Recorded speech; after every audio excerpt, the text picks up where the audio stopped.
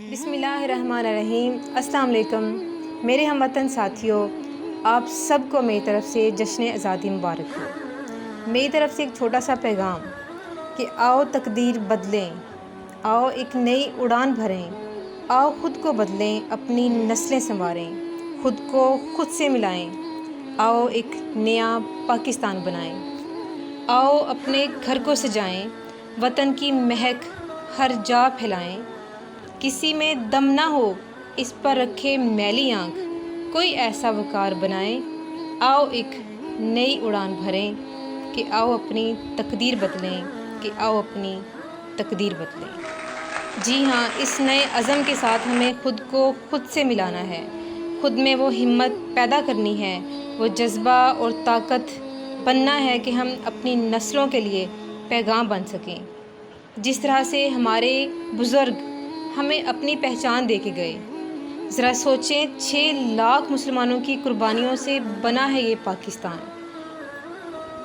معصوم عصمتیں لٹیں، کتنے بے گھر ہوئے تو یہ بنا ہے پاکستان۔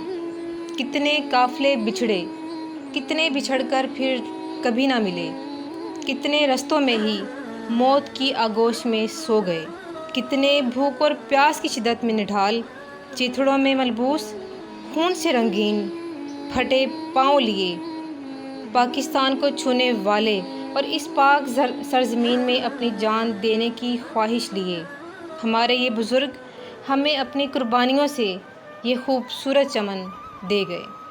ذرا غور کریں، پاکستان کے بارڈر پر ایک بوڑھا شخص، قافلے کا ایک نایاب گوہر، جس کے کپڑے جگہ جگہ سے پھٹے ہوئے، جس کے پاؤں ننگے چل چل کر خون سے بھرے ہوئے، خون سے رنگین، جس کی سانس ایک پاک سرزمین پر نچھاور ہونے کے لیے بے چین۔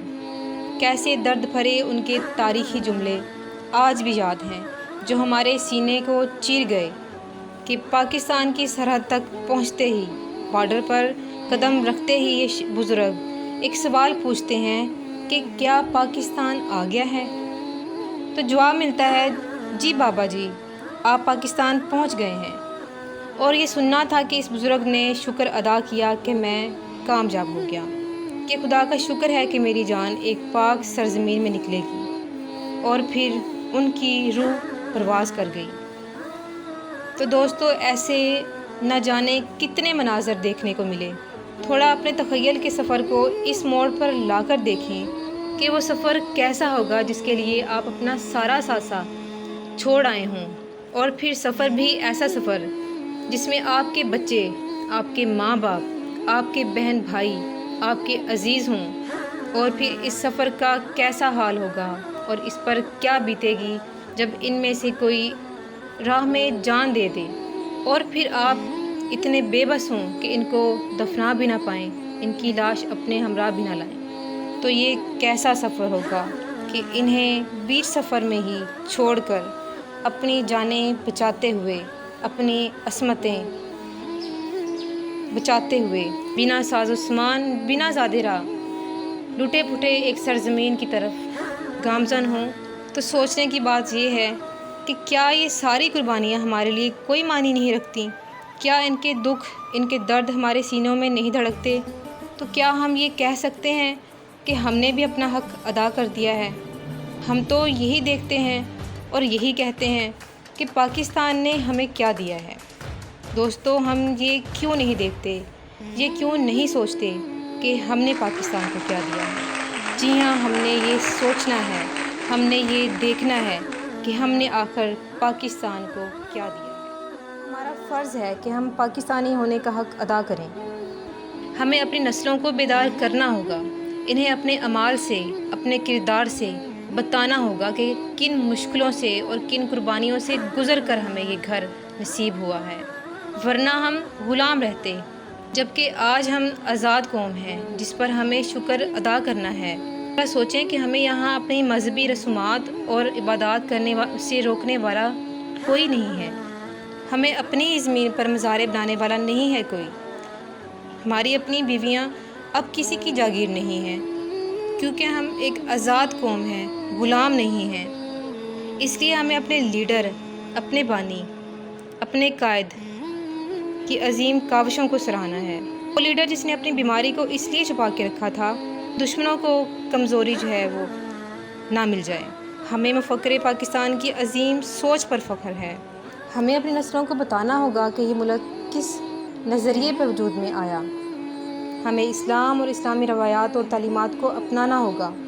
ہمیں تعصبات کی دنیا سے نکلنا ہوگا۔ ہمیں ایجوکیشن اینڈ ایکسپلوریشن کی دنیا میں جھانکنا ہوگا۔ ہمیں اپنے وطن کا ساتھ دینا ہوگا۔ ہمیں اپنا گھر بچانا ہوگا۔ ایک وقت تھا کہ ہمیں اس سرزمین کی ضرورت تھی جسے پا کر ہم ایک آزاد قوم بن سکے، جسے پا کر ہم جی اٹھے، جسے پا کر ہم باوقار بن پائے۔ اور آج وہ وقت ہے کہ اس سرزمین کو ہماری ضرورت ہے۔ ہمیں اپنے وطن کو باوقار بنانا ہوگا۔ ہمیں اس پر مر مٹ جانا ہوگا۔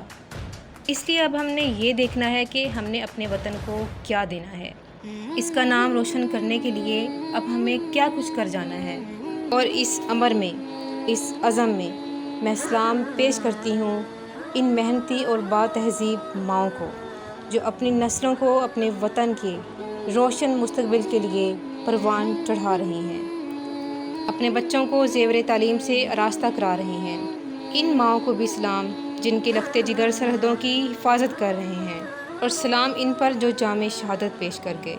اور ایسے باہمت جوان مرد کو بھی میرا سلام جن کے بلند حوصلے، بلند جذبے اور بلند نگاہیں ہمارے وطن کو عزت دے رہے ہیں، ہمارے وطن کو مستقبل دے رہے ہیں۔ سلام ہے ہمارے ملک کے کسانوں کو جو اس مٹی کو سونا اگلتی زمینوں میں ڈھال رہے ہیں، اپنے پسینوں کے نذرانے دے کر ہماری بھوک کو آسودگی میں بدلنے کا ذریعہ ہیں۔ سلام ہے ہمارے ملک کے معماروں کو، سلام ہے ہمارے ٹیچرز کو، جن کی امنگوں سے، جن کے جذبوں سے انشاءاللہ نسلوں کو نکھار ملے گا، جن کو پتہ ہے تعلیم دے کر چھوٹی چھوٹی اینٹیں گاڑ کر ایک پختہ عمارت کو کیسے منظم کرانا ہے۔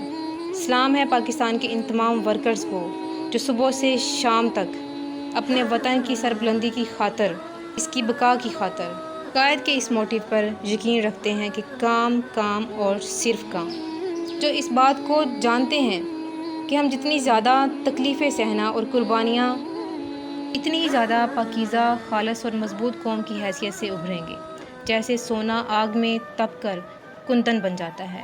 تو آؤ ہم اپنی نسلوں کو اس عزم کے لیے تیار کریں، نئی امنگ جگائیں، آؤ کہ ہم تقدیر بدلیں، کہ آؤ ایک نئی اڑان بھریں۔ اللہ سے دعا ہے کہ اللہ سبحانہ تعالیٰ اپنی رحمت کا سایہ اس پاک سرزمین پر ہمیشہ رکھے، آمین۔ اس کی سرحدوں کی حفاظت فرمائے، آمین، اور اس کی عزت اور وقار کو بلندی عطا فرمائے، آمین۔ شکریہ۔